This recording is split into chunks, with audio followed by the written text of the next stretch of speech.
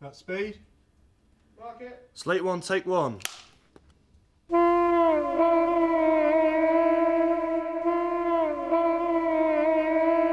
We wanted to make a show that was very real and having those characters go through real emotions, albeit in a slightly weird setting.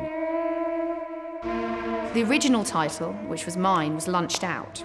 And then Simon suggested Dumped, but Spaced was the end, and Spaced was Simon's. And I thought that's only because SP is Simon Pegg.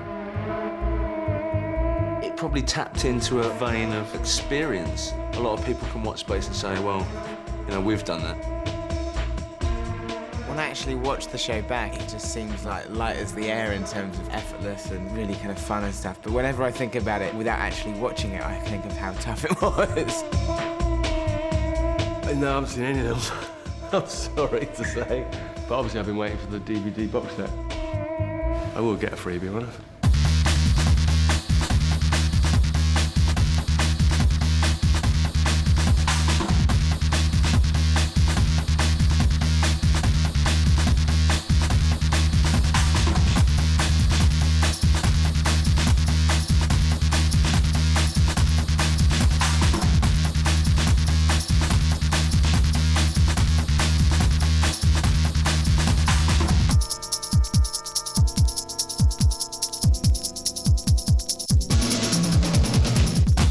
It's strange. It feels all very. It feels very familiar. Yeah.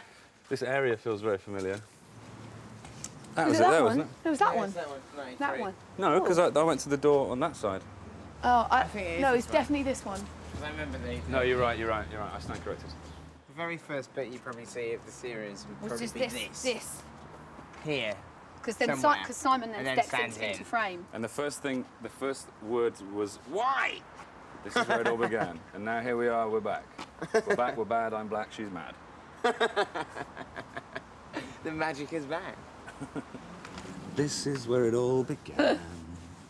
Why are you crying, Edgar? Come on, buddy. It's over now. It's all Finally, over. he let it out. We met at an audition for a sketch show that I went along with my friend Katie Carmichael. 95 was the first time. She chucked some water on me in a minibus, and we just became friends after that. we got to know each other in 95, didn't we, Jess? 95, 99. Was it 95? Yeah, at the Six Yeah, it Pairs was. of Pants Audition. auditions. Yes, indeed. Simon had written this sketch, this character, Peter Parker, who thought that he was Spider-Man, and I picked it up and did it, but as a sort of gouged out kind of alcoholic. And I really liked it, and I thought... Did you really like this it? I kid's thought got you something. did. Yeah. I thought, who is this kid? Then we both got the sketch show, Katie and I and Sally, and Simon Schatzberger and Neil Malarkey, and we were Six Pairs of Pants. Hi. Hello. Do sit down. Look, I came in on Monday and signed on, but I haven't got my cheque yet, and I'm a bit sort of worried about that. Well, you know the last cheque that we sent you? Yes? You didn't send us a thank you letter for it. And Simon and Jess just saw each other and went zzzz, and it was just comedy genius. I think this is yours. Ah. Thanks very much. Thank you. Thank There you. you go. Sorry, what's this? It's a Woolworths voucher. That way you can spend it on what you want. Get yourself some pick and mix. Cheer yourself up.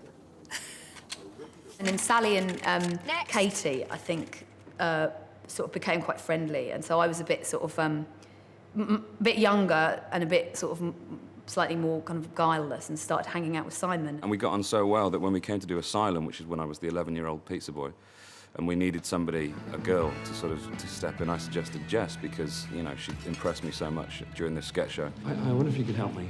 Somebody's ordered a pizza and they're not claiming it. Oh, God, that's awful. Yeah, and I've got a few other deliveries to make, so if you could... Yeah, well, all imagine here, so you just sit down and relax. I'll make a phone call, sort it out. Sure, thank you. I met kind of Simon and Jess, I think on the same night, actually, at a stand-up gig that Matt Lucas and David Walliams were doing. Because Matt and Dave are probably the first people in London in the comedy community that I got to know. I sort of moved up to when I was like sort of 20 to London after doing a kind of a film in Somerset. And I was just very lucky in that kind of I did one show on the Paramount Comedy Channel with Matt Lucas and David Walliams called Mash and Peas, which Jessica was actually in. What's cutting into you, Holden? You do know that the boss is coming round for dinner tonight? Oh, my word, I forgot to buy any food. What? So I'm married to smoke! Only joking. Everything's gonna be just fine. Yeah, chill out, man. Have a smoke. All the food's in the oven, so why don't you stop laying eggs and start laying the table? Mr. Cornell, it's great to see you. What do you mean it's great to see me? You've been seeing me all day, haven't you? Isn't that enough? What are you, gay? I suppose you want a promotion, huh? Yeah, I might have known that's the only reason any of you chumps ever invites me round to dinner. Oh, no, Mr. Cornell. We enjoy your company. Well, I certainly don't enjoy your food. And then I did Asylum, which was basically sort of a really interesting experience because it was almost kind of semi-improvised, or certainly it was born out of kind of cast rehearsals. So the script was written on the basis of what people were kind of improvising and stuff. And so it's the first time it's the first time I'd actually worked with Simon. No, I don't think so. Yeah. Sorry, that's a toy phone. Sorry, you've caught me out. Excuse me. They became kind of like the sort of the central kind of two characters of the show, I suppose, and worked really well together. And even though they'd done stuff together before, I think kind of a lot of people were kind of watching it and saying, oh, those two are great together. It was because of Asylum that we ended up making Spaced, because that was the first time the three of us worked together.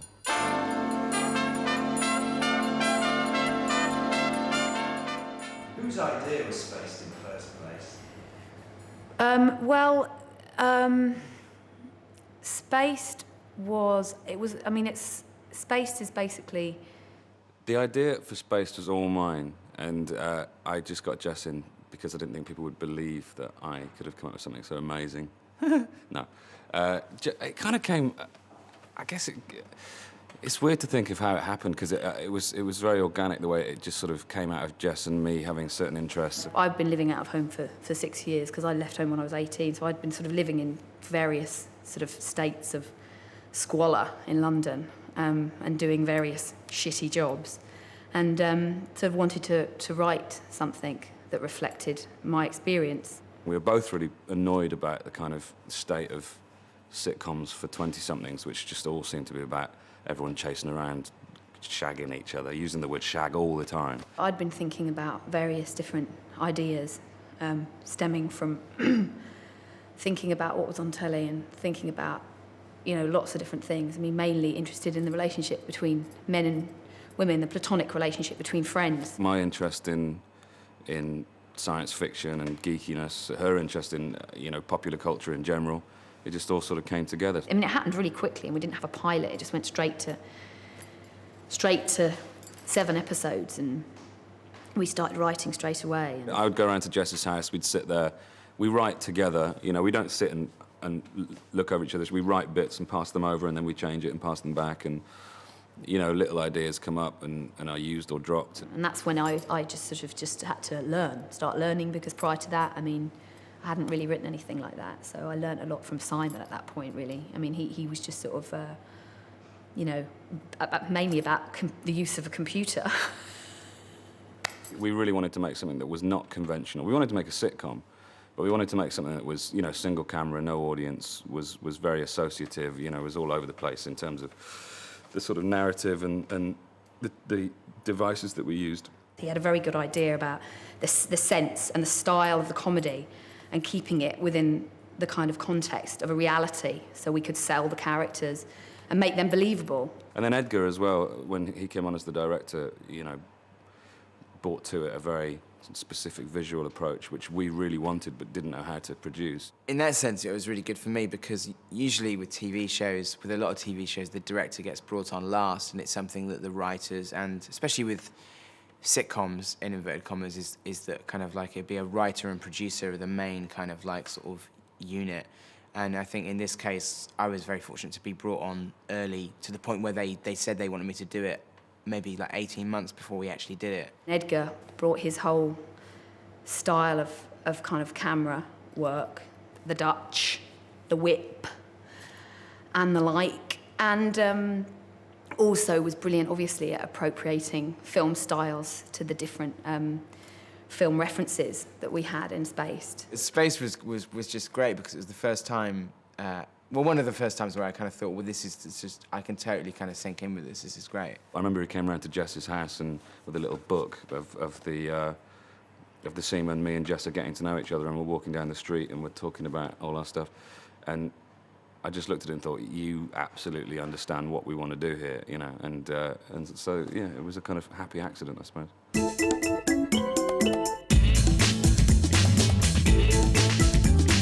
Nick Frost had this character of Mike, you know, that he used to do just as a kind of party piece. I knew Simon. We were friends from where I used to work in Chiquito's Mexican restaurant.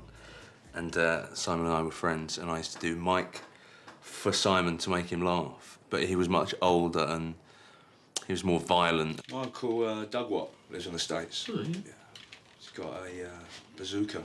Oh, really? I just love the idea of making Mike a little bit sort of younger and making him Tim's best friend, and it just seemed obvious that Nick should play him. So when we went to LWT and we were naively making all these kind of demands, with the Paramount and LWT it was, we were sort of saying, yeah, we want to write it and we want this actor, Nick Frost, to play this part. He wasn't an actor at the time, he was a waiter. But, and they just sort of went, yeah. And the fact that happened all the way down the line, they just went, okay, yeah, whatever. No one knew me, so I think they took quite a gamble by letting me have such a big part on, you know, such an important show. I just took it with a pinch of salt, thinking it will never happen. And right up until the second day before we started shooting, I thought, it'll never happen. You know, it just won't happen. When Simon first suggested the idea that his best mate, his flatmate, who had never acted before, was going to play the role of Mike, I was going to go, are you sure that's a good idea? You know, and I completely hold my hands up and say I was wrong, and I've apologised to Nick and stuff, because I just kind of thought, ooh, hasn't acted before, kind of big part in the show. But he's just brilliant, you know, and he continues to kind of, like, blow people off the screen, you know, never having had any formal acting training whatsoever, you know. Hello. Hi. It's me, the weirdo from upstairs. I used to live underneath somebody who was a woman, who was basically, it was Marsha and I mean, they really exist. When I came to rehearsals and they just said they wanted a landlady and there was not much on the page, really, and I just created this thing. To be honest, I think Jess and Simon were a bit worried. I think they thought, you know, oof, you know, we've hired this dreadful character actress, middle-aged character actress, and she's going to do something that we haven't even thought about. Julia came along and suddenly she started talking like this, and it was born, you know. No! Hello. Hi, Marsha. I based her on my friend Danny, who lives in Queen's Park, because he's got the voice. You know, he talks like that, and he's perpetually, like, optimistic. And so that's where I got the voice from a man. And the actual character from a woman I met on a Greek island once who was permanently pissed on red wine, and just anything you said to her, you know, it was all right, you know, it was just great, whatever, you know, World War III's just broken out, that's fine, you know, great. Yeah. I think everybody had a crush on Julia, I think. Everyone Julia's had... pins. Yeah, everyone liked Julia I Deakin. got to snog Julia Deakin. Yeah, I mean, you wrote that in for yourself, Yeah. but pretty much most people I'd forgotten about had that. a secret Most lusting desire most for of the Julia. female crew were in love with me.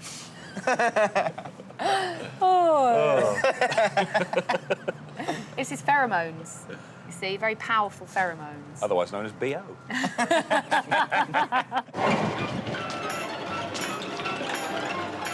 In Asylum, there was a character that Julian Barrett had played called Victor, who was an artist, and we just liked that sort of character. A simple chair, an ordinary table, a book, a ping-pong ball, and a humble domino, yet placed together in such a way that they become more than ordinary. They become extraordinary. They become art! The artist was sort of based on just people that various different people that you shared flats with, odd, strange people.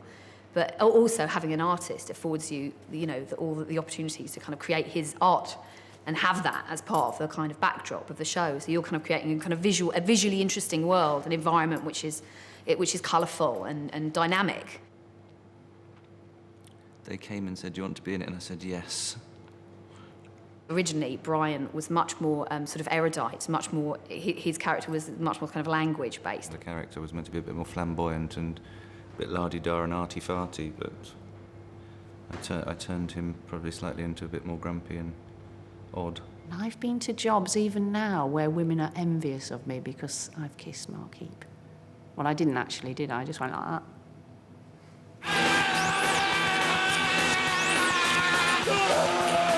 So can you pound? No. I can fall off chairs and things. See, look. Come into my world. Don't go there. Twist was, you know, obviously we wanted to work with Katie and we wanted to create a part for Katie to play, and we knew she played that part very well. Twist is based on a character, a real life character person, friend of mine from university who Jessica knows as well. Loosely based. All the nice bits of her interest in fashion and her allergies to broccoli and things like that. Twist! Hi! Days! Oh, don't you look nice? Bit of a midriff show. Big's in the season. Good for you. Presumably, the character Daisy and Twist met at university. Twist decided they're both kind of slightly kind of strange, I think, and they kind of obviously were attracted to one another. And some people are just suckers for punishment. I think to a certain extent, Daisy's character sort of tolerated Twist, and Twist kind of enjoyed the sense of sort of superiority. You almost don't understand why they're friends, because she's always putting Daisy down and looking at her fat thighs and label checking her and, you know, all of this nonsense. And once again, quite like this person that it's based on. But she's sweet. She does it in a very kind of sweet and caring way, so she gets away with it. No, it was a laugh. It was a real laugh to make. This is a basic This is Ninja Move 1, but it's called Ninja hanging. And then legs off, like this. Just get it. It's only lasts for a second. 1, 2, 3, like that. Oh. That's quite a classy move. That's a basic ninja move. What are you doing? Guess what?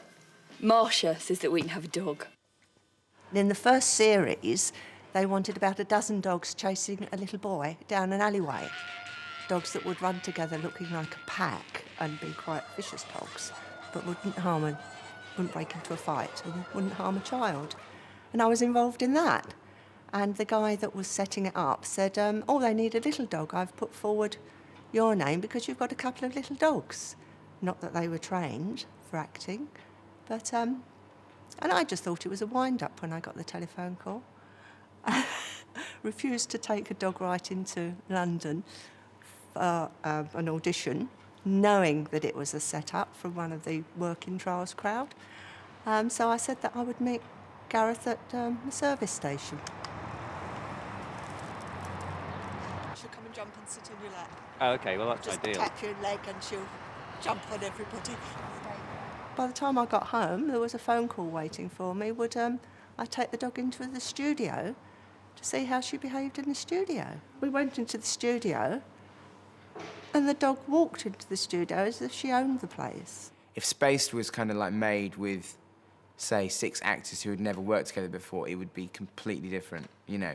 Even with those scripts, no matter how good those scripts are, say, for instance, like Simon and Jess were just writers and just some kind of, you know, and actors were just employed to do it, it would be a completely different show, I think. Here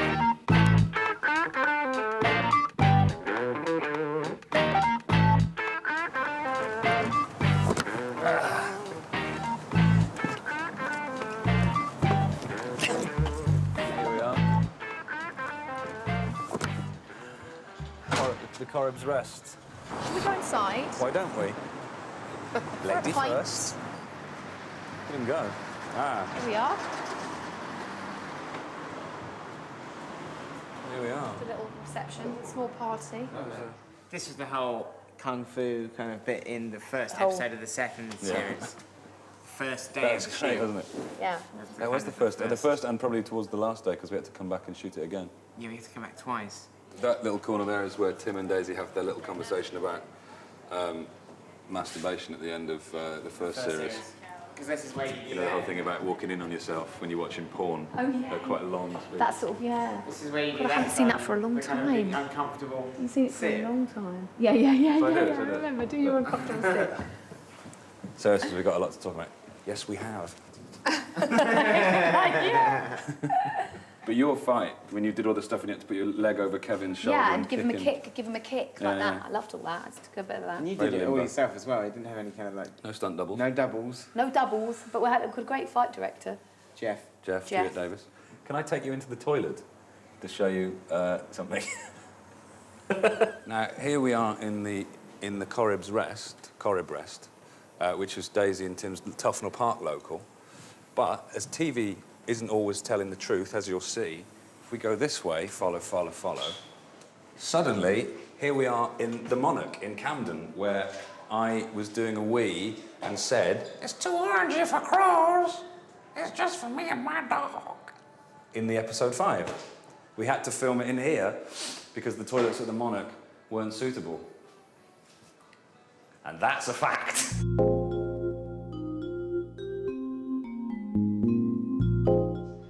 Well, I remember that the first series was, I mean, both of them were really hard work. And the first series, I think, was a bit easier, or I certainly found it kind of easy, because there was absolutely no expectations on the show whatsoever.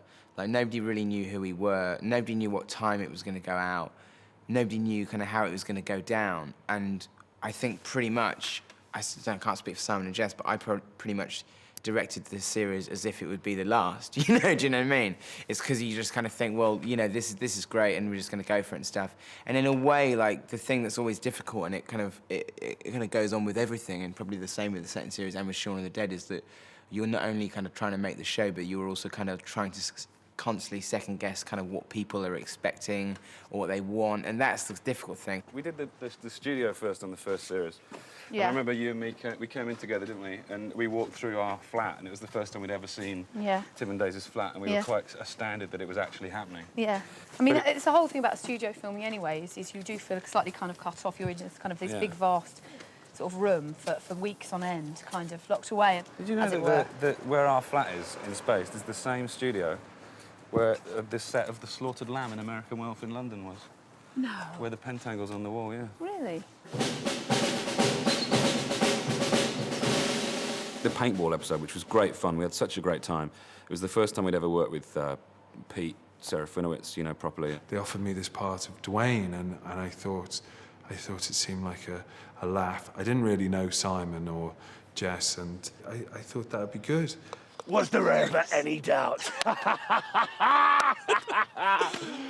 Oh. It's when I first met Simon and Nick, and like now we're really good friends, you know, and so I sort of traced that back. That was the day that we all became friends, you know. Dwayne's character, you know, he's like a dick, you know.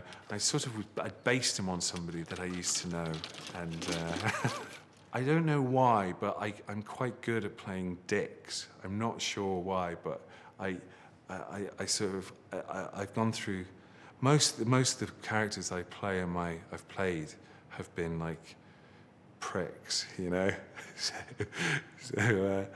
So yeah, it's quite a sort, you know, it's always fun to do, you know. Whose team are you on today, A or B? We're B. Ah, cool. Me too. Looks like we'll be fighting side by side. I don't know. Maybe that's what we need.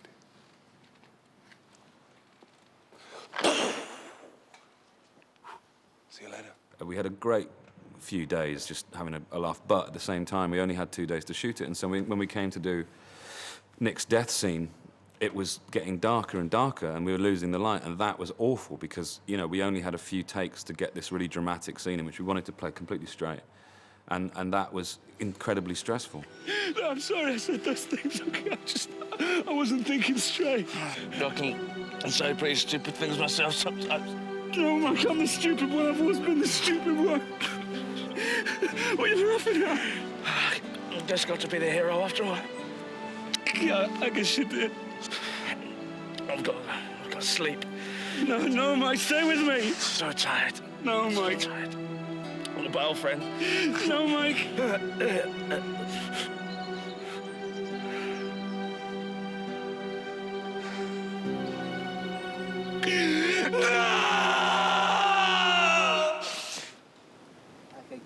how embarrassing.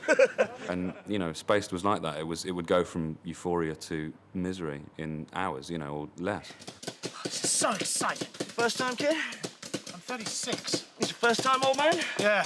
I've always fancied myself as a bit of a soldier. Yeah, I've always fancied myself. I've always fancied you. Not here. Paul Putner was there, who came and played the businessman, who had a great scene where he was really, really badly shot with paintball. I do remember I had to be blown away by this, being hit with this massive amount of paint, etc. But I had this paint squib which was put there, and this special effects guy, very good, but they really wanted to make it a real Lulu, and so we'll put on about 3 or 4 pouches full of paint and little kind of squib explosions.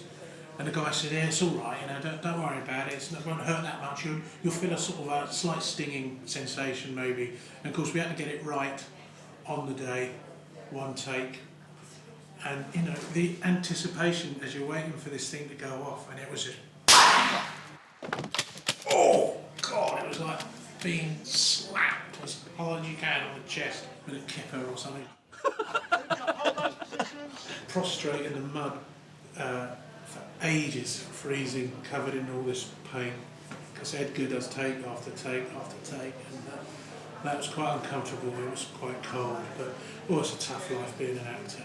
The worst thing about that, I've got this thing about having sticky material on my neck. I know it sounds quite weird. No, it's not really, but all that stuff was, that yellow blood was paint. And was it paint? Paint and honey or something like that. Take a mouthful of yellow juice and I'm ready. Market? Take 1534, take one. So it was just stuck to my neck and it was awful. I can wring in my hands because I'm remembering the feeling of having paint on my neck. But that was my first death. So I think I'll always remember the, you know, trying to act my way out of a paper bag. The club scene was filmed at 9 in the morning. In fact, no, 8:30 we started shooting the club scene. So we were dancing without the aid of any kind of, you know, stimulation at 8:30 in the morning in this club full. It was bizarre. I think what was brilliant about that rave episode was that I have never seen on TV or film the vibe of a rave captured so well.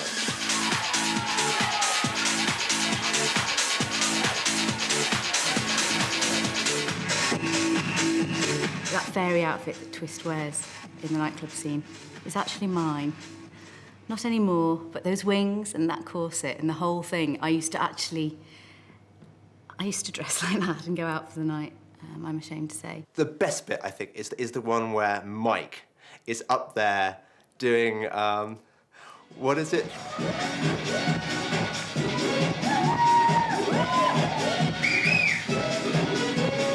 And you're really glad for Mike because Mike you always feel slightly sorry for, and you wonder how he's going to get on in the rave. What's he going to do? He doesn't really look like an E kind of guy. I felt alive in that top. I felt erotic. Muscle boys dominate. I just, you know, I felt hot. I felt trained. Hey! I think I'm ready, Tim. Okay, I'll be there in a minute, okay? Don't give me a hanging, babe. I'm starting to cook, guys. I'll see you on the other side. Lovely. Taj was just me. At that time, that's all he was. I used to be a cycle courier, and I used to go out and rave like a mad dog, right? I used to sweat constantly. I was in constant state of sort of just water around my body. I nearly had gills, right? I had gills and flippers. That's how much I used to go out clubbing.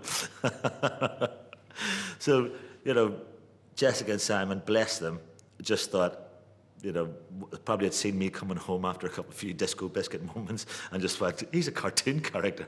We've got to have him in the show. So we'll see you later then, yeah? Oh, cool, right. OK, I'm going off for a shower and a shit and a shave, and I'll be back for you about 11 o'clock. All right, pack your party bags, people, because tonight is going to be a large one. All right? Very lucky. Oi, oi! Simon and Jessica, I think it was more Simon than it was Jessica, used to set me up the whole time with, there'd be a speech, and then I just knew he'd set me up to make me go in the middle of it. One was the one where it goes, what, last night? Last night was a A1 tip-top club And he'd written it so that just the words always would trip each other up. So I just knew he had. And you can just see him off camera going, go on, do it again. Can we do that again? Hey! You lucky people! I suppose Tyres is a Deus Ex Machina character in the same way that Zebedee is in The Magic Roundabout, in that he springs down as if from nowhere in his yellow shirt and he sorts everything out for everyone. And their lives are transformed by this man. And then he leaves and he says, my work here is done.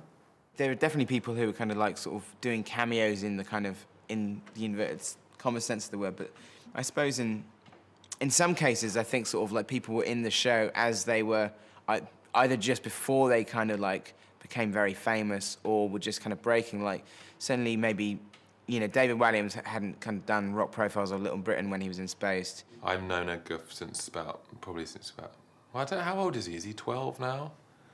He's about 12. Well, I've known him since he was, say, 3 then. I love the part of Volva, and it's probably one of my favourite parts I've ever played, so... yeah, I mean, it's just pure sort of what I love to do, which is dress up and act in an extraordinarily awful and aggressive way.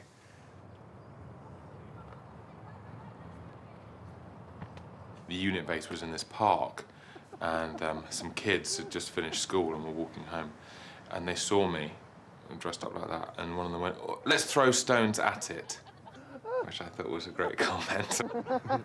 So I thought, well, it must be working, because I'm supposed to be sort of between genders. Brad! Eliza! Using a cleaning spray! Crack! I didn't know very much about it. I'm trying to remember whether I'd read it before. I think I'd just about read it before I did it. But I remember going there and I was a bit late because I was hungover and I planned to be very camp and very outlandish and sort of sardonic, and then I saw David Walliams dressed as Lee fucking Barry, so I had to change my mind at the last minute. Pushing! No! Bombing! No! Smoking! No! Heavy petting. Alcoholic! Use a Q-tip for my holes, tissue for my face. This face! I decided to go for the kind of art hooligan. I remember shouting a lot, I seem to remember, rather than the sort of poetic delivery. I'm glad that Paul had to suffer, because he's always made me suffer in the work we've done together. Paul's very much a method actor, which means that when he has to hit you, he really does hit you. So I was quite glad to see him degraded in Spaced. He kind of refused to work with me because I'd hurt him 3 jobs in a row. I'd chipped his tooth with a gun in his mouth. I'd thrown a chair at him and I think a bit of glass in something we were doing with Andy Griffin. So he was worried that I was going to hurt him. And amazingly, with a vacuum cleaner swinging around my neck, I didn't hurt him, I hurt myself. Take 1311, take 2. I had these really tight paraplegic boots. We'd gone to Carlo Manzi's, which is this big costume house, and didn't really know what we were looking for because I hadn't seen the script or anything at that point. And then tucked away on the 3rd floor next to some weird box were these paraplegic fur-lined boots covered in cobwebs and sort of dust. So we thought we'd give them a run out, really, because it looked like they hadn't got work for about a decade. And they were 2 sizes too small. But that was the beginnings of constructing the character. A lot of actors think that. If you get the shoes right and the right kind of vacuum cleaner on your back, you're laughing. It's not finished. It's finished.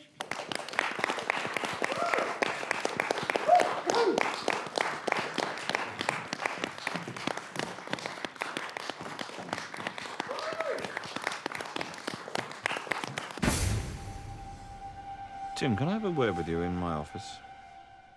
Yes. So, Bill, tell us about your character in Spaced. What? Could you tell us about your character in Spaced? What's it? Bilbo. That was it. Yeah, I don't know why how they come up with that, really. was a bit of a departure for me, really, playing a sort of frazzled old hippie who works in a comic shop. Will he come back? Well, I like it here, Bill, but what makes you think I want to come back? This. But Bilbo, this is Tim. Look, please can I come back? I don't like it here. Was this your first major dramatic role? No, I did. I played one of the Three Wise Men at school in one of the nativity plays, and which I brought a sort of an otherworldly, distracted quality to the role. But this was probably the first major TV role, yes. And action. What's all that about Madonna? Oh, Tyson's got a really short attention span. I remember once. Oh, look, wrestling.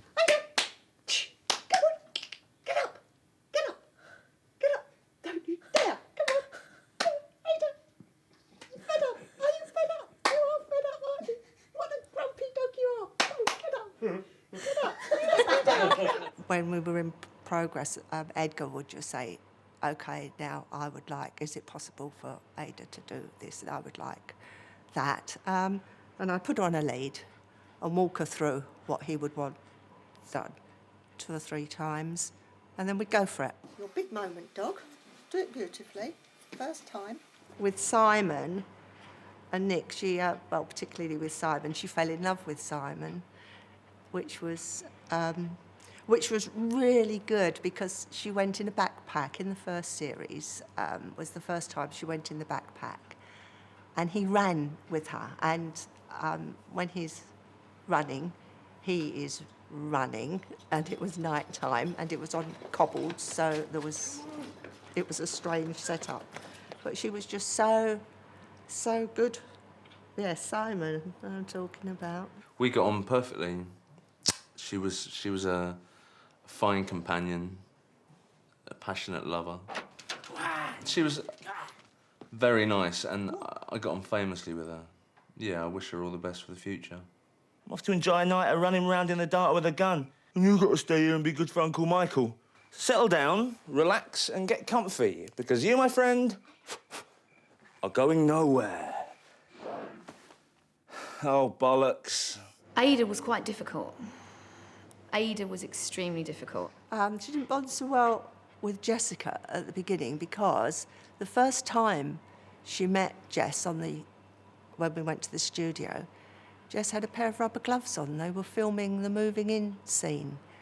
And she had the pink gloves, and she came over and spoke to Ada and rubbed her up and down with the rubber gloves, which rather made Ada a bit wary of her after that.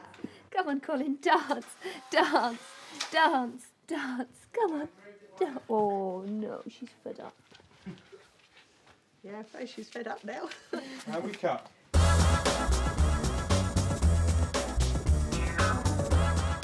And I remember coming around this corner, and I remember when we filmed it, it was such bad weather. It was like gale force winds. That's right. Yeah, it was really... Gale force winds. It was gale force winds. It started tipping it down. So this is where we were sort of saying things like... this is what I you said got about a Batman third. comics. Batman comics. How did you get a scar on the forehead? Because you drove your cardboard car into... That's it. This was my... This is when you were doing me. Because she'd plastered your Batman comics all over her cardboard car. That was very funny. That was very funny. You wrote that. That was brilliant. I like that because you were talking about Batman as well. And that was for you. That was... I was trying to impress you. And you did. At that point. As you always do. If you look up, that might be the window where Daisy was having the conversation with her tramp boyfriend. Yeah. This was Daisy Squat at the beginning of series 1. I had to lean out of that window to talk to my one-night stand, who was a tramp who I was trying to get rid of. This is where you're sitting We're doing, outside with the beach ball. That's right. Oh, no. This is... Look. Look, this is where we sat. Yeah, this is where we sat. Like this. This is where you Polaroiding. Yeah, pretended that we were on holiday. This is possibly the least practical street for filming ever, just in terms of the amount of noise, but that's kind of also why it's great. It was just like, it was so difficult to film in the street. We could have our own street in a special world. This is the alleyway where young Daisy ran away. Chased. Young Lots of Tim dogs. ran away from Young the Tim dog. ran away. Young Daisy and chased the dogs. young Daisy chase the dogs down the alleyway. This is Twist's dry cleaners that you see in both series. This is where we shot the sort of. Oh yeah, you've done two Is it a couple of years ago, is it now? Yeah. It must be like 2 or 3 years since the Yeah. second series. Did you watch it? Did you watch it? No, I didn't actually. No. You didn't see it? Like the rest of the country. I was going to watch it, you know, and I said to him, tell me when it's on. But then it has to be still anyway. They You see, told him. they recognize the machine.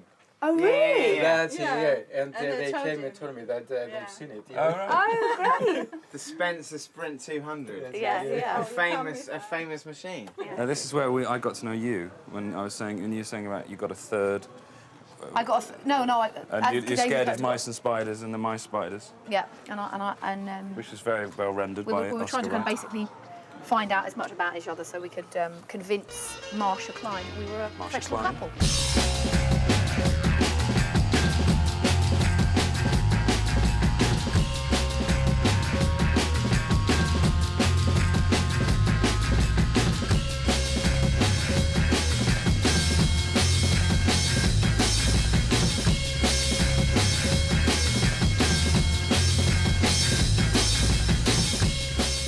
Channel 4 were so pleased with it that they commissioned a second series before the first series had even been transmitted, which is kind of amazing. We hit the ground running with the first series, but you know, by the time the second one came out, we were gathering pace. I think we watched the first series and thought, this is what worked, this is what people love. Let's try and do that more in the second series, which is why the second series is slightly more action-packed.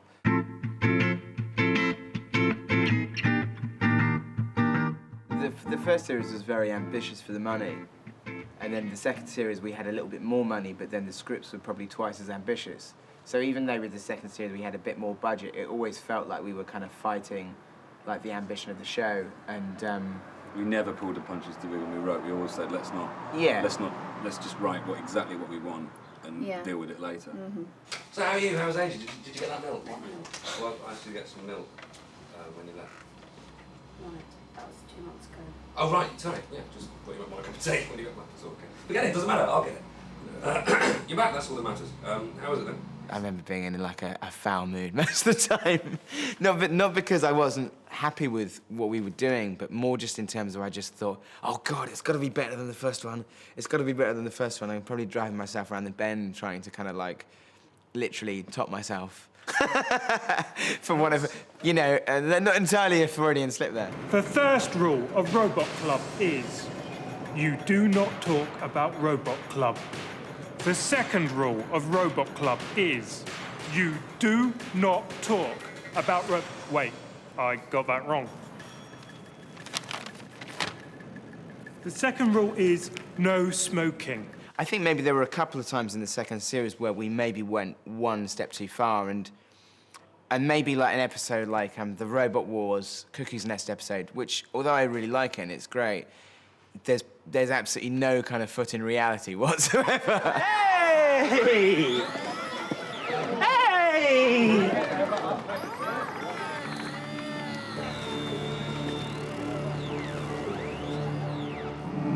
When I heard what the thing was, that it's like Robot Wars mixed underground and it's Fight Club type. I mean, I'm not a fan of Robot Wars. I think it's stupid. I see it and I turn it off as like I turn cricket off. I can't. Oh God. But I did kind of get into it. You do kind of get into the animal when we were there, and I saw the size of them. I thought they were like Tonka toys, but they're like tanks. You can get in them. Activate! Some of the real fictionaries of Robot Wars were there, and with their battle bots, and they were like Dungeons and Dragons type people, but with big robots with axes on them, guns, and it's quite frightening to think you've got control of that, and you look like that. All is fair in love and Robot Wars. All I want is another shot. I know a place where we can go. Where? You know where. What if we get damaged? The quarterfinals are next week. We could jeopardise our position. The line was a sarcastic retort to Tim's line, and I just said, "Oh yeah, I hadn't thought of that." And then it just grew and grew into a ludicrous pantomimic version of it, without not even really sounding like the words anymore. And it kind of, I did it by increments, and when we were filming it, it became with quite a few takes on it, and I saw that they were laughing, so I thought, well, I'll just keep doing that more and more. The quarterfinals are next week. We could jeopardise our chances. Oh yeah, I hadn't thought of that. It spiralled into a ridiculous, almost like Tourette's extreme. This is this thing that just came out. Oh yeah, I thought that.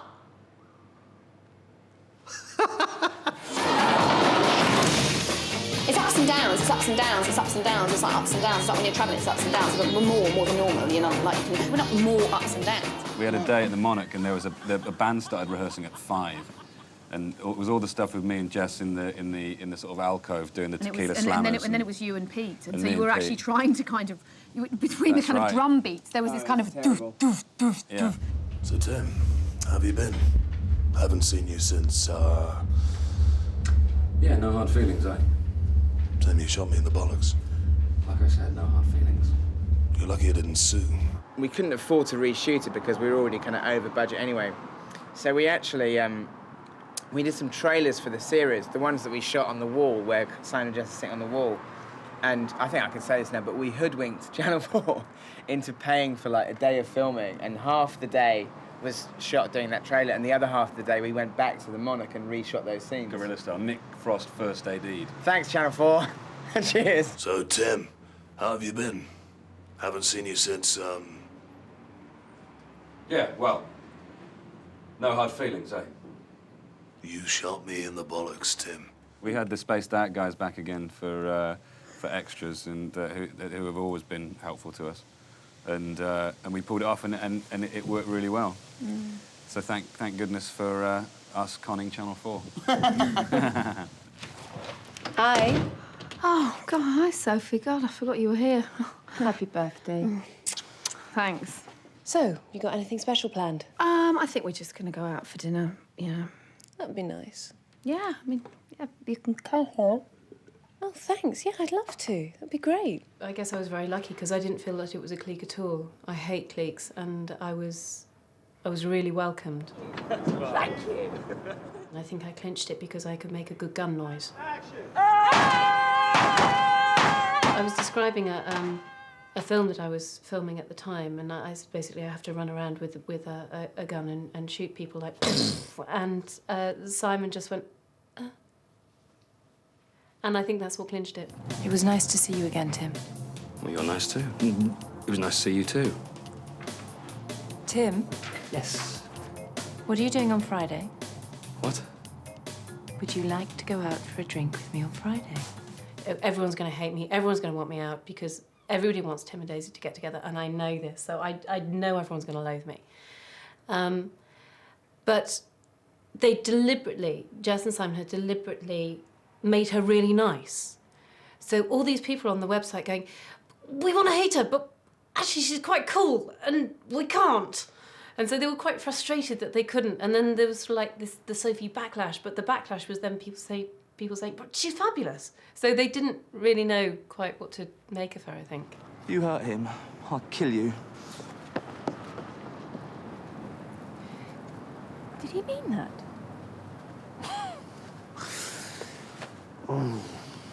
Yeah. I remember the day that we did the restaurant scene, and we were smearing each other with cream cakes, and I just thought, hang on a minute, we're getting paid to do this, and having a really good laugh at the same time. You know I'm allergic to wheat! Oh, fuck off! Grow up! You grow up. The only gripe that I do have was that they said that Sophie was too cool to do the cake fight in the restaurant, so they wouldn't let me.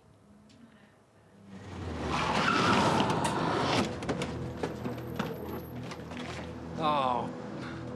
What? You know what? If there's a bit that I could watch again and again and again, it would be the second shootout in the alley in Camden. The John Woo sort of finger sequence is just probably my proudest moment in a way. That was something I'd wanted to do for years. You know, I always tried to put it into my stand-up about this idea that men have this unspoken communication when it comes to slow-motion gunfighting, you know. Whether they know each other or not, put a group of them together, always the same. What do you mean? Should we show him, Tim? Mike, I really am not in the mood. Oh, shit! But I never could tell the story properly. And Jess and I had written an episode for the second series that wasn't very good. It was a sort of girls and boys night out kind of thing, and it was a bit like, it just wasn't really going anywhere. It didn't really say anything, and Edgar said to us, this isn't good enough, you know. And we kind of admitted we thought the same thing, and we went next door to a cafe next to our office, which is near here in Queen's Park, and we hashed out episode 5 in half an hour, and it just came out of us like a big tide, and I think it's one of the best episodes we ever wrote, and it was suddenly, oh, we can do this thing with the gunfighting and have that as the climax. The slow motion fight is one of the most genius things ever, because I hadn't done that since I was about 8 years old, but that's what you used to do with your friends. Just go and reenact all that stuff. So the fact that they actually did it when they got into trouble, I thought was brilliant.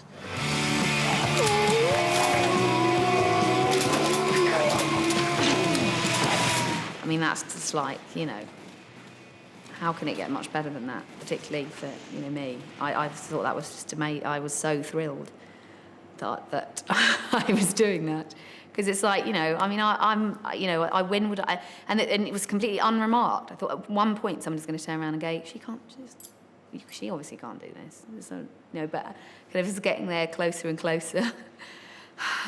And it was like I was kind of like a kind of little sort of podgy 7-year-old again, kind of, you know, in my monkey boots and my kind of short hair like that. Oh, I'm playing with the boys. It was, you know, it was truly a great moment for me.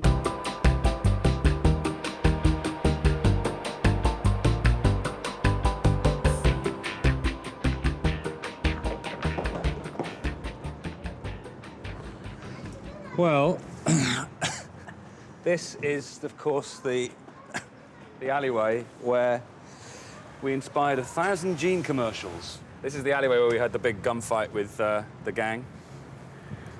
I remember you had a bad slip when we did that bit running around. Did I? You were really tough as nails about it. Everybody went, oh my God! You went, oh, fine. But you sort of did a really nasty really bad slip. I remember, because this was also like 2... Do you remember Noodles? Like that? Yeah.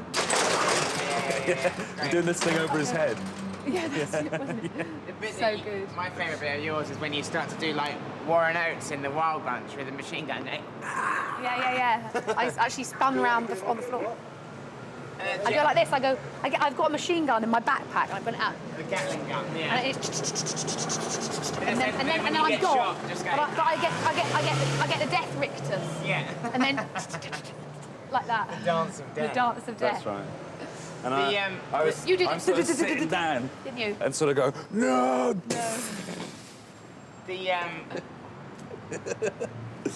The fun we had. The minicab driver, the guy who played the minicab driver who pulls up, his stage name was Johnny Orlando. That's right.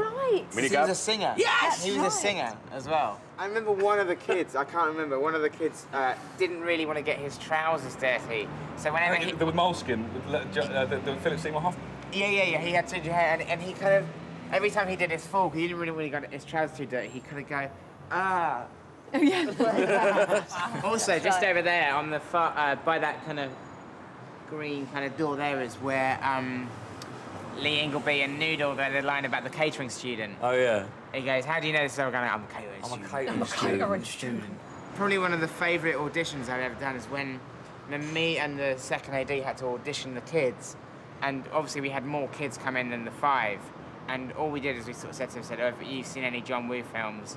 And then we said, well, we're just going to act one out. It was just so funny sitting in the boardroom with these kids going... And some of them were really into it, and some of them were kind of like walking out. And you could see them going out into the reception going... Oh, my God. These guys, they're crazy. What was that all about? Say hello to my little friend.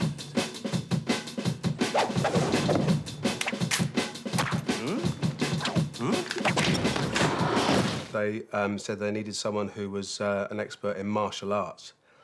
And I thought that meant just standing around the side of a very muddy speedway in a puffer jacket and a baseball cap, telling people to get back. And it turned out to be a different kind of martial arts. I misunderstood. It was martial arts as in fighting. And so it had to be, with the lovely Mark Gatiss, had to be a sort of Matrix-type agent fella who's on the trail of somebody or other in a sinister manner. It was when the Matrix was cool, and now just a few scant years on, it's, you know, thank God we did it when it was right, rather than now. I'd always fancied myself to, I'd always wanted to do a martial arts scene. Now, you'll notice that there was actually very little of us doing a little bit of a kung fu thing. They edited it up. We actually did some fantastic moves. No, we didn't at all. They made a virtue of the fact that we were quite rubbish. So if you get a camera sort of 2 feet beneath you, and then you're just going, oh, like, you look like you're fantastic. Enough cuts, you look like you're a genius. Television and film, and always a dirty, filthy lie. It's a lie. When Edgar Simon asked me to do it, it was like, if they'd asked me to do it tango, I couldn't be more afraid, because I'm I'll use the word dyspraxic about. I have a kind of dyslexia about movement. At least I tried to convince myself that's why I'm so shit at dance of any kind of movement. I'm just terrible. I have no coordination. I have 9 left feet, and the idea of some kind of, you know, quite well-coordinated kung fu move filled me with horror. But I thought, I've got to do this. You know, it's a challenge. I can't just say I can't do it.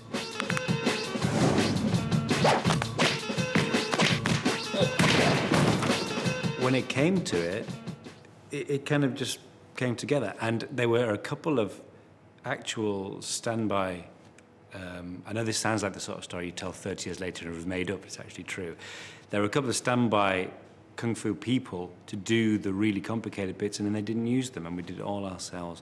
And we got a round of applause from the stunt crew. And for me, that was really one of the happiest days of my life, because I'd managed to pull this sort of thing off. It's such a pleasure when you all get on well, and it's not anything like work. And Edgar's a great director as well, so, you know, it was just a laugh, really nice. Everyone involved was pleasant, and the crew was pleasant, and the catering was quite nice too.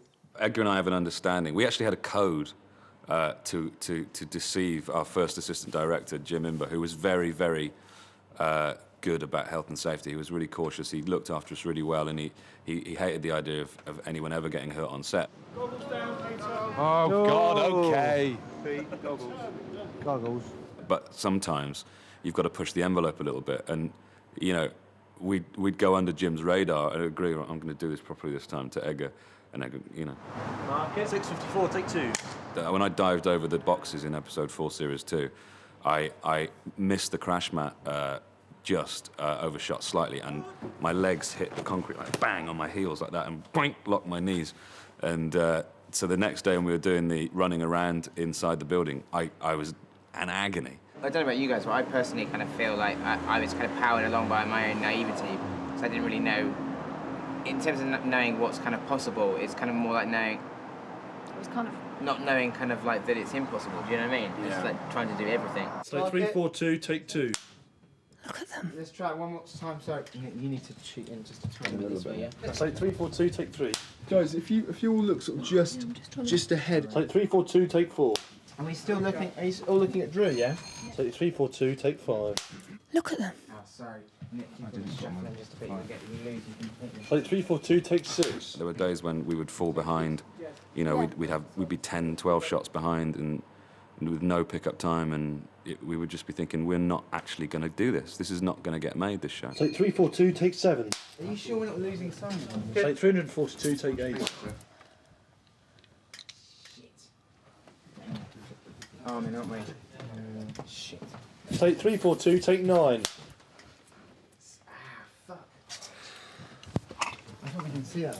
Oh, hang on, the poly's fallen. Oh, hang on. No, shit. 342, take 10. Look at them. Cat.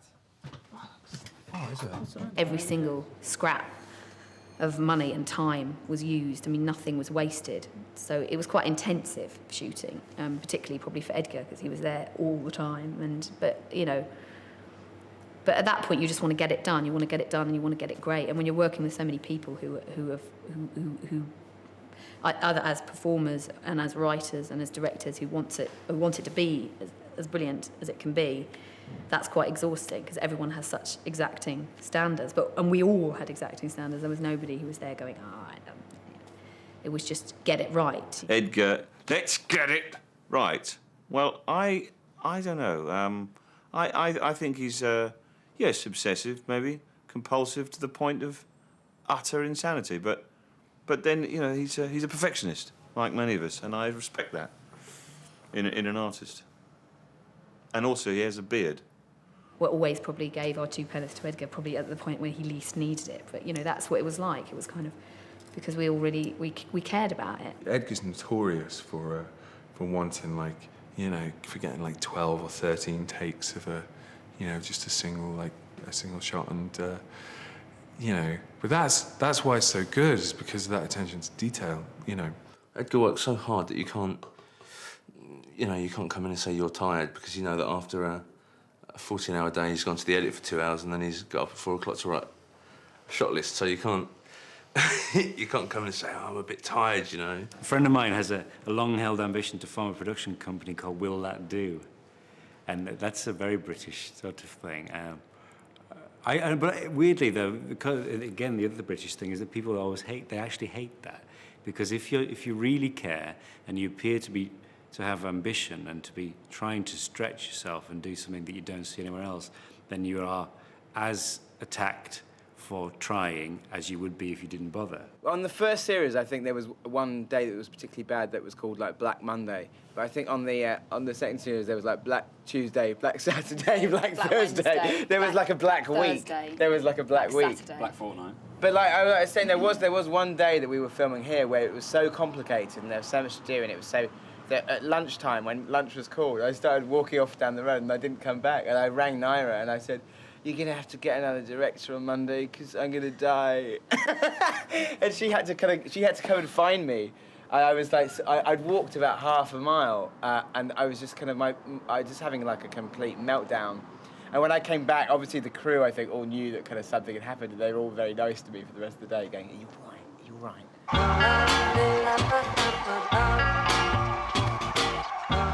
In terms of like the homaging and spoofing and stuff, I mean, obviously it's weird because I mean, they are homages and they are kind of like sort of skits on things, but I think the central joke was Spaced, and the reason that I think it kind of has a charm to it is kind of the point of it is not so much that, hey, let's do like a 5-minute riff on The Matrix. It's the fact that the characters are so kind of like, their lives are so governed by pop culture and media and stuff that they can only think in those terms. So if somebody's having say, for instance, a breakup with their girlfriend, they imagine it to have the same crushing kind of like, you kind of feeling as the ending of Empire Strikes Back. If you don't get it, it's not important. You know, what is important is that if you do get it, you feel like you've been spoken to on a kind of, you know, subtextual level. It's very gratifying, I think.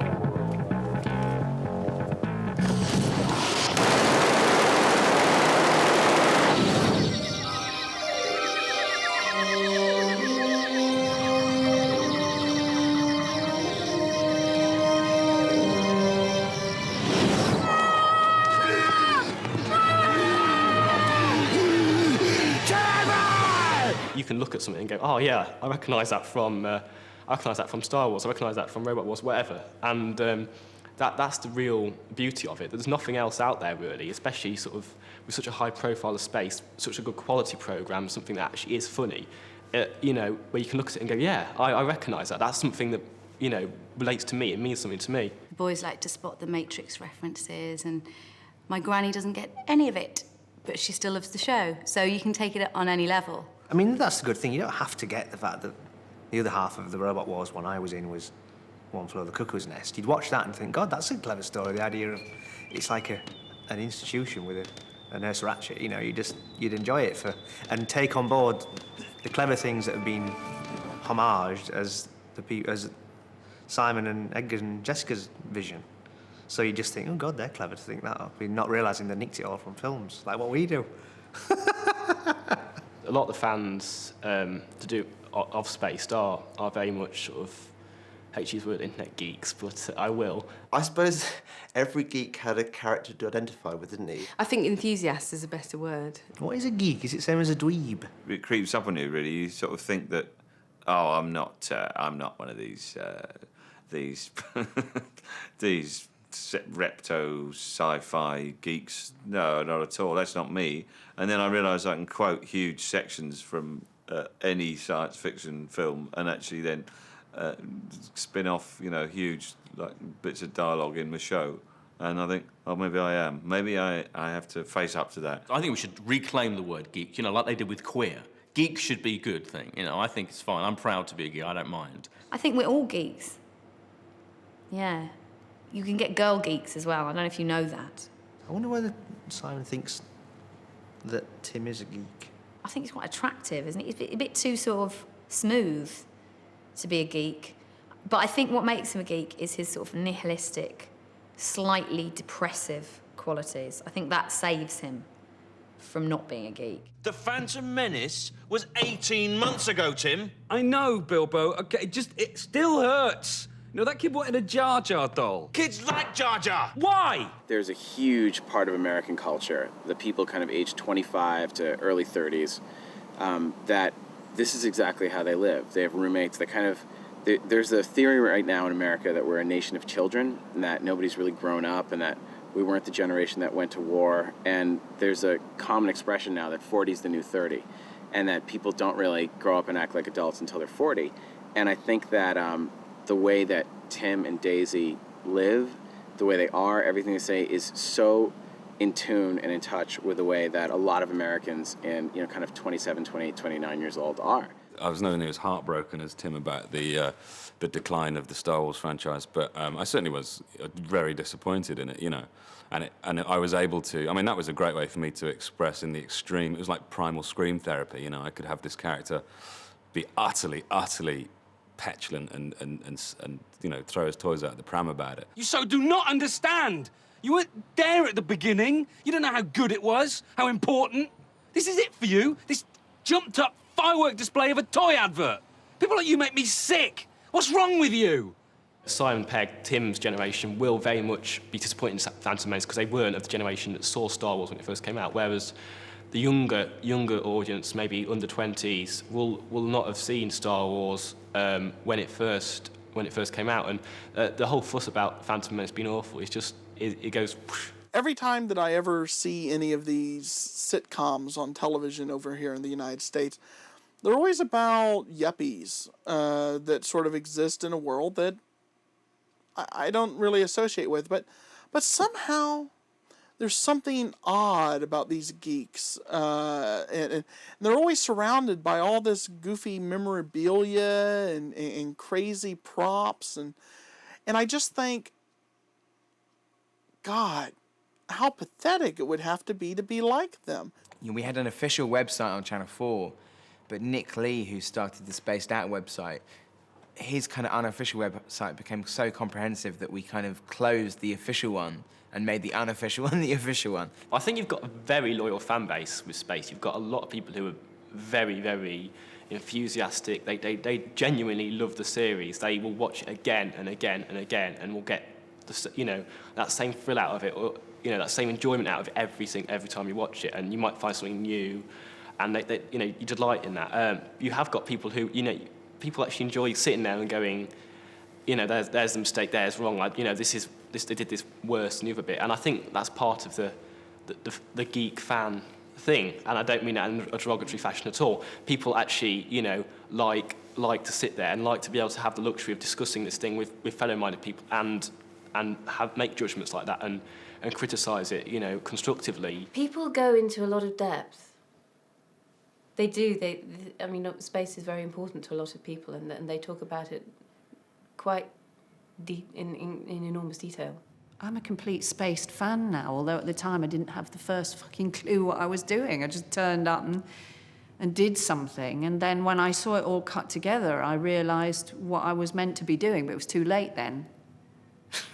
The amount of goodwill that this program's generated, like even for me as a small character in it, quite cultish that Tars was, when I'm doing stand-up around the country, around the world, people are coming up to me. I've been in Dunedin, at the very south of the South Island of New Zealand, and come off stage, and the blokes come up to me and just gone, "Spaced, man, tired, thought you were great, could you sign this?" Someone came up the other day and from about 3 o'clock they came and just snuck up, went, "Hello, Brian," and then ran off. Which is very kind of cute. I thought, ooh, ooh. And then I chased after them and stabbed them repeatedly with a penknife that I had on me. I'm not going to do that again, are they? The huge kudos it's given me as well. You know, I came here to this venue to a spaced convention with a load of women dressed like Marsha in lycra and stuff. I mean, wanting to meet Marsha, I felt such a fraud, you know, because at least if you're meeting Simon and Jess, you're sort of meeting the characters, aren't you? So I didn't know what to do. I was, yeah, a bit confused by that night.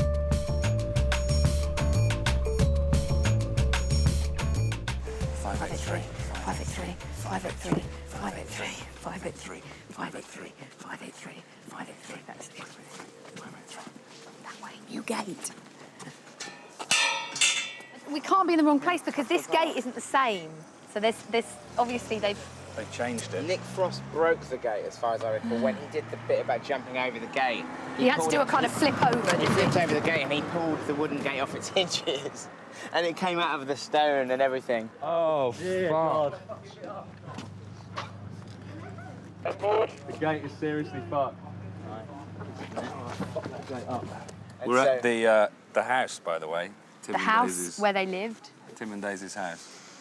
Number 23, Meteor Street. Which was found by our location manager, Sarah Lee, who came back with a load of Polaroids of places in... and we kind of picked it because it's got a... Even though it's very nice, it's got a faintly sort of spooky house kind of feel to it. So it looks sort of like a touch of the Amityvilles about It's it. But beautiful, and unusual. It is possibly A one of the one-off. most desirable residences in North London. And the idea, we were saying earlier on that perhaps the biggest joke in the whole series was the idea that you could rent somewhere like this for £90 a week. Yeah. Let's pop along the garden path, shall we? Should we Shall lead you we? up the garden path? Crazy. This is where we filmed.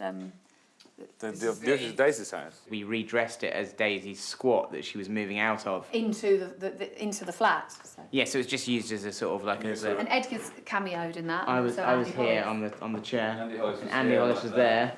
And the shot was right Camera's low down down there, so it had Andy Hollis facing out that way, and I came in and. And also the bit where you were sitting on there. Like, I think you put lots It of was like drapes and stuff throws over and- there to hide these beautiful cupboards. But also, really, like the colour scheme of the hall, we actually took this colour scheme to the studio. See, this here is like the same kind of like colour as what was in the kind of the flat, wasn't it? It's like the little. It's kind of strange because this looks like part of the There are set. 2 space stands outside taking pictures. Are there? Yeah, right now. Really? No. Let's pretend that we live it. Come on. Yeah, get it, freak him out, freak him out. Get it.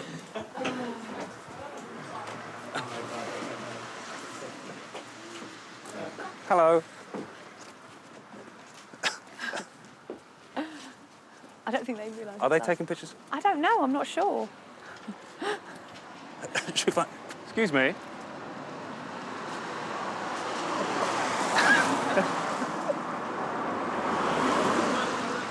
Are you taking pictures of our house? Are you taking pictures of our house?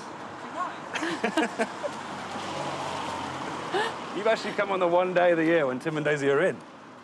We were worried that the people inside, and we were thinking, are they going to come out and tell us if we're taking pictures? No, I think everyone's so polite and nice when they do it that they don't mind because everyone's so well behaved. They're nice. Of course they don't mind. Oh, we're really embarrassed now. We are very embarrassed. No, don't be. You just struck pay dirt. You hit pay dirt there. We organised this a few weeks ago, just on the off chance to both get together and come up here and see the house. At the time it was shown, it was that the characters were the same ages as us. It really struck a chord, I think. It was before The Office came out, and it just hit a point. Lots of references to other films, sort of very our generation. I think it covered the whole slacker mood at the time that my life was in at that point. So they just seemed to hit on a point. You know, the whole what Friends was going on American television. There was Tim and Daisy and their bubbling romance, as well as just being friends. It kind of worked. And the little side characters that came in, and the editing, camera work as well, really sold it to me. It was very different from everything else that was on telly at the time. Is there anything else? Is there anything that you would have done differently on it? Oh, I don't think so. I think it's maybe another series. Well, we've had sort of various discussions about this and stuff, you know, in terms of. I mean, it's a strange one because I think sort of like in a way, like the end of the second series, kind of like, for me, kind of like crystallizes a moment in time, and one of the kind of the problems about maybe doing or not doing a third one or doing a special is that kind of. Do you want to see these characters get older? All 14 episodes are marvellous little gems, and you think it would have been difficult to carry on that level of invention, wit, and charm and everything. But having said that, I totally feel they could have done a third series, and I'm sure, you know, if they'd had the time and effort put in the effort to do it, I'm sure they would have come up with 7 more fantastic episodes. And I still hold out hope that maybe one day there will be. The website was a very keen advocate of a third series, put it that way. The whole fan base really wants a third series, and I think a lot of people could see the potential after series 2 for a third series, and I don't think any doubt that there is, and there was potential. But ultimately, Spaced was something that Simon Pegg, Jessica Stevenson, Edgar Wright did a few years ago, and they've moved on. Shaun the Dead's a good example of something they've done since then, and they've got their own careers now, and I think it's very much thanks to Space they are as successful as they are. But to say there should be a third series is not necessarily helpful. Most people seem to be up for it anyway. Yeah. But then again, you think maybe you should quit while you're ahead, or it's not for me to say because I'm not the writer. So, and if the excitement isn't there, or something's just not, then maybe it probably is best to leave it. I don't know. Is there a third series? I think I'd like to see one now. I'd like to see what they're all doing. I really would. Since the second series, I'm always reading things saying, please, when's the third series coming? And Simon often having to say, we'd love to do one, but we do a special, but we can't get it together, we're doing the film, whatever. And it really fascinates me that it's almost like being without honour at the time, because there wasn't that kind of, but it sort of rolls on, and you get a kind of real desire then to, people retrospectively think it was one of the best programs Channel 4 have done in the past 10 years. And it's not that we haven't wanted to do it, it's just I think we kind of, the iron went cold slightly, and if we do another one, if we do any more Spaced, it will be about them now. It won't go back to just after series 2. It will be, something would have happened, and we'll pick it up with them in their 30s, you know. I was watching, just looking at the DVDs again recently, and everybody who walked past the booth that I was sitting in was like, "Is that a new series? Is that a new series?" And you know, the amount of people who still hold it dear to their hearts after all this time, I think, you know, shows that there would be enormous support for one if one was to come out. It's a question I get asked a lot.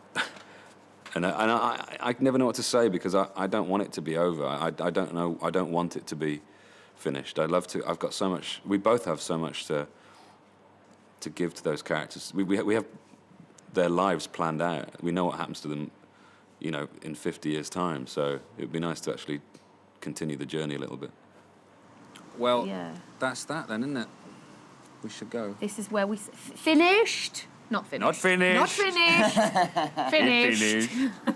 Shall we say goodbye to Chris? Yes. And thank her very much for letting us use her house. Do you remember this bit was where, when we came in, what was the bit when we came in? It was the end of from the club? episode 5 when we came back. Oh, we did loads of the doorstep. The first time you meet Marsha as well. Yeah. Yeah, leave it. Don't want to be too pushy. She's not there. She's not there. Bye. Bye. Bye, Spaced House. She's not in. Strange. I thought she was in. That's weird. Or we should go back off to our house where we all live. What, go back to our real lives? Should we go back to the monkey's house? No, let's not.